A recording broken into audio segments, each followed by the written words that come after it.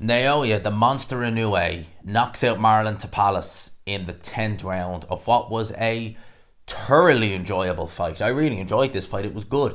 Tapales gave as good as he got. He just didn't have enough. Let's talk about this fight. Well, actually, let's just go have a little bit of background on this fight. So, Inoue won his first world title about a decade ago, thereabouts, at 108 pounds, light flyweight. Bypassed flyweight to go and face Omar Navarrete, I think his name was, who was a long reigning champion, widely seen as the best at 115 at the time. Went up, picked that title up, became undisputed at 118, and now, in a matter of 153 days, between having his first fight at super bantamweight, is now undisputed in that respective weight division as well. He is now the second fighter to become a two-weight undisputed champion in the four-belt era, which for me is very impressive. Inoue, they were saying it on commentary, and shout out to Jamal Haven, by the way, very good commentator. I really enjoyed his work on this fight.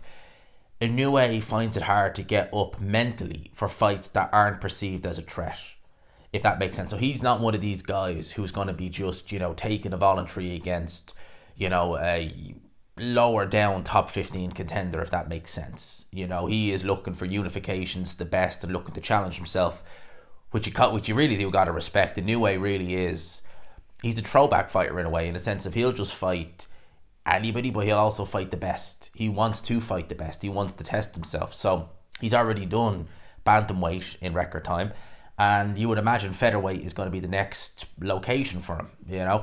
It's boxing on Boxing Day. You can't really complain. Let's just talk about this fight and tell you what went on. So I was looking at this fight with Marlon Tapales, and I was thinking, okay, could it be more competitive or would it be less competitive than the Fulton fight? Because I did think Fulton would lose, but I thought he'd be more competitive than he was, if that makes sense. And I kind of thought, okay, different style, could be more, could be less. It was more competitive, much more competitive.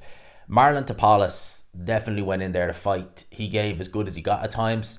He just didn't have the firepower to keep Inoue off. And to be honest with you, his defense wasn't terrible in there, but he didn't have the defense to be able to stand toe-to-toe with Inoue for the duration of the fight. He was standing in the pocket. He was trading with him. He was doing some... Do you know what's funny, right?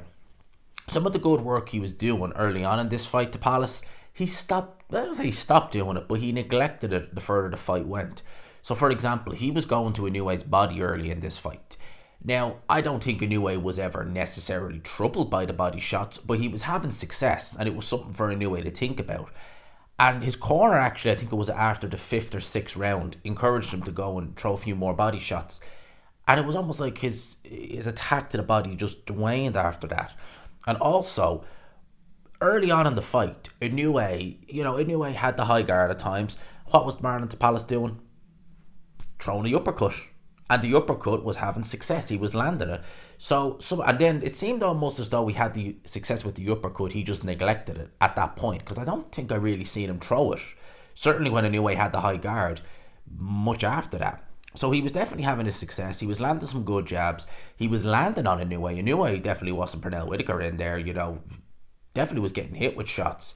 But again, I just don't think Tapales had the firepower to be able to really put a dent in Naoya Inoue or even make him second guess, because Inoue, although he's only ever really been properly cracked by Nonito Donaire, he was hurt, but he stayed on his feet. He showed a good chin, because Donaire at 118, I mean, he is up there with the best in terms of punchers. So to be able to take his shots and be hurt but stay on your feet, he obviously has a decent pair of whiskers there.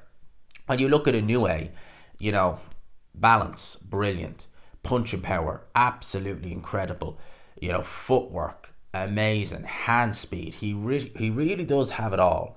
And when he was in there, what he was trying to do was, there was moments, I think, where he was he wasn't struggling to land, that's the wrong way, he was landing a plenty, but he really was kind of looking for the openings and was like, right, I'm going to go with this guy and try and get him to open up when I want him to open up. Because sometimes when Tapales would launch an attack, Inoue, more often than not, he was able to counter, but sometimes he ended up having to get backed up to the ropes. And it's rare to see Inoue really get backed up the way he was in this fight, and he was a couple of times by Marlon Tapales in there, which is testament to him and the talent he had on display and the fighting talent that he had, because he was really fighting in there. He wasn't just doing a Paul Butler and being like, look at me, I went 10, 11 rounds. He was coming in there looking to win. He was giving as good as he got. And he got dropped in the fourth round. It was a left hook that really started it. He got hit with a left hook by Inoue. Inoue followed up with a combination, and he ended up touching down. Now, looking at how good Inoue is as a finisher, you would imagine going into that fifth round, you would think, okay, it's going to be Inoue. Well, Marlon Tapales came back in that fifth round, and he really did give as good as he got. It was an Inoue round, but, Tapales had he had a claim to it, certainly. And then the sixth round, arguably won that round. Inoue had a good end to the round, but the rest of the round was primarily Marlon Tapales. Seventh round was another good round. So he started coming into this fight even after getting dropped. So very, very good display from him. And, I'd say Inoue, if he didn't respect him before, he certainly respects him now.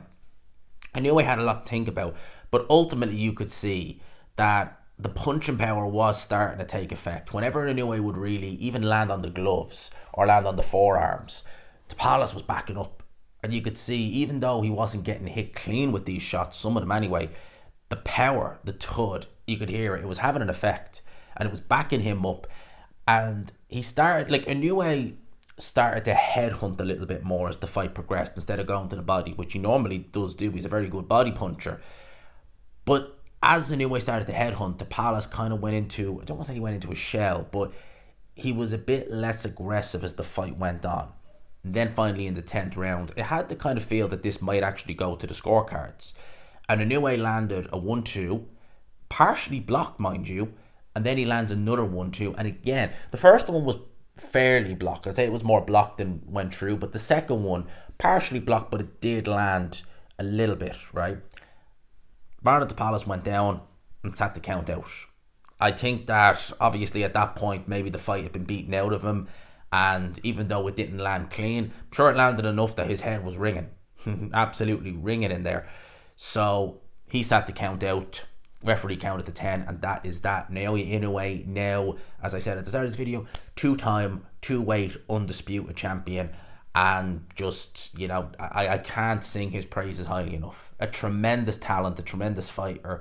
Enjoy him. He's 30 years old now, going on 31. So at that weight division, how long do we really have him? I would say another 4 years, 5 years, thereabouts. Because he's not really taken, apart from the Donaire first fight, has he ever really taken abuse in his career? Not really. He's always going in there and just blowing these guys out of the water. So apart from the first Donaire fight, he's never really taken... This is probably the most I've seen him get hit in a while. So Inoue, we still have plenty of time left with him. There's talk of Tank Davis. Tank Davis is currently at lightweight. Inoue, you would imagine his next location will be featherweight. Would he even bypass it? Because the way the featherweight landscape looks now, it looks fairly easy. You have Luis Alberto Lopez, Robeisio Ramirez just lost, Lee Wood's moved up, Josh Warrington's moved up. Who really is there? When you look at 130, you've got the likes of Cordina, as I said, Lee Wood, Josh Warrington moved up. And maybe you could meet Tank Davis halfway. Maybe you could go to lightweight. I don't know. If you had told me at the start of Inoue's career at 107 or 108 that he could potentially be going as far as lightweight, I'd have laughed. But for some people, they're kind of looking at that and saying maybe he could do lightweight. Listen, I think 130 is probably going to be his limit. And I think when he hits 130, I don't think it'll happen at 126. I think 130, you will start to see him, even in fights where he's significantly better, they'll be more competitive. He'll struggle a bit more. I don't think the power will go that far. He won't be feather-fisted, but I think 130, you'll see him struggle a little bit more. Because you got to bear this in mind, right? Naoya Inoue, how much would he be weighing on fight night? Would you say close to 140? I know when he fought at bantamweight, they done a rehydration for, I think, his fight with Jamie McDonnell. And he was right about 130 on fight night, right? So let's say now he's coming closer to 140. Devin Haney weighed in at 165 for a fight at 140. So God knows what he was weighing when he was fighting at lightweight. I think he's going to struggle when he gets to 130. Probably will get away with it at 126, but 130 could have some problems. But I'll leave it there. Let me know what you thought of Inoue's performance. I thought this was a good fight. A really, really enjoyable fight. So boxing on Boxing Day, can't complain. We have the football now in the afternoon. Yeah, enjoy it. Enjoy it, lads. Enjoy it. I hope you all had a good Christmas. We're back into it straight away. We got some plenty more recording to do today, so I will leave you with that. Let me know your thoughts on Inoue. Smash the like button if you could. Hit subscribe, of course, if you haven't already. For now, lads and lassies, I will leave you with that. Peace.